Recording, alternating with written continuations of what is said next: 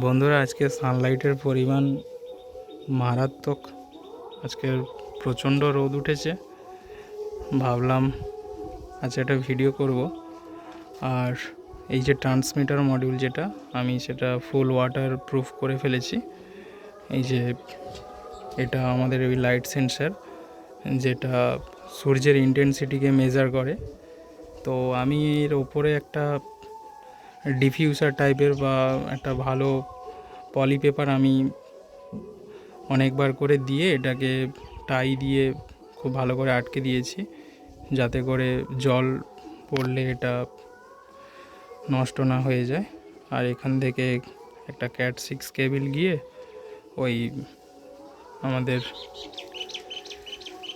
Micro কন্ট্রোলারে গেছে। আর আজকের রোদের পরিমাণটা মানে খুবই বেশি। আমি দেখাবো টেম্পারেচার কতটা গেছে বা সূর্যের লাইট পরিমাণ কতটা আছে। তার আগে একটু দেখিয়ে দিই, এই ওয়্যারিংটাকেও আমি খুব সুন্দরভাবে করে দিয়েছি।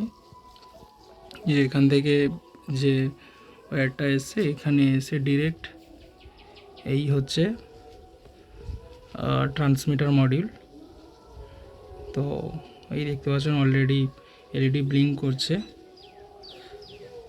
তো আর এখানে আমি এই এনটিসিটাকে এইভাবে আটকে রেখেছি, কোনো প্রবলেম নেই যদিও। আর ব্যাক সাইডে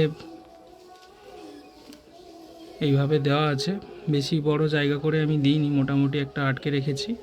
আর এটা যেহেতু ব্যাক সাইডে আছে, তো সেলের কোনো প্রবলেম হবে না। তো আর এখান থেকে এই CAT6 কেবিলটা আমার একদম নিচে চলে গেছে।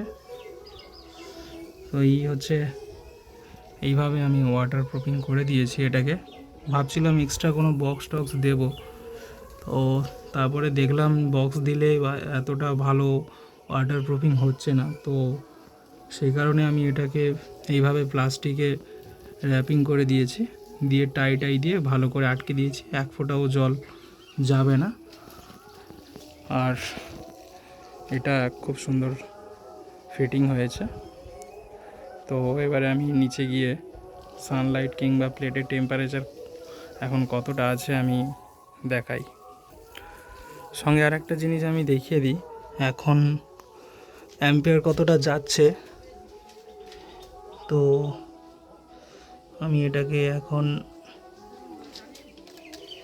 ক্ল্যাম্প মিটারে যদি লাগাই, তো 10-11 অ্যাম্পিয়ার মতো এখন কিন্তু আমার যাচ্ছে, মানে 10 ভোল্ট আর ওই 10 অ্যাম্পিয়ার আর 45 ভোল্ট। তো প্রায় 450 ওয়াট এখন জেনারেশন হচ্ছে। যদিও মানে প্যানেলের এফিসিয়েন্সি এখন অনেকটাই বেশি আছে, মোটামুটি এখন আমার এই রিকোয়ারমেন্ট অনুযায়ী এই ওয়াটটা যাচ্ছে।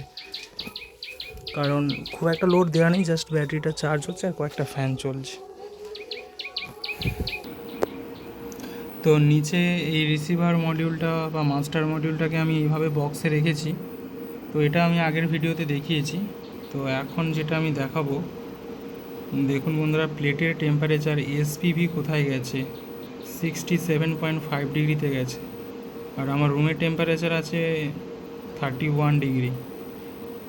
আর লাক্স প্রায় 60,000-এর কাছাকাছি আছে। আর সানলাইট এখন 87% আছে, এখনও 100% যায়নি। আর এখন টাইম বাজে প্রায় 11টা।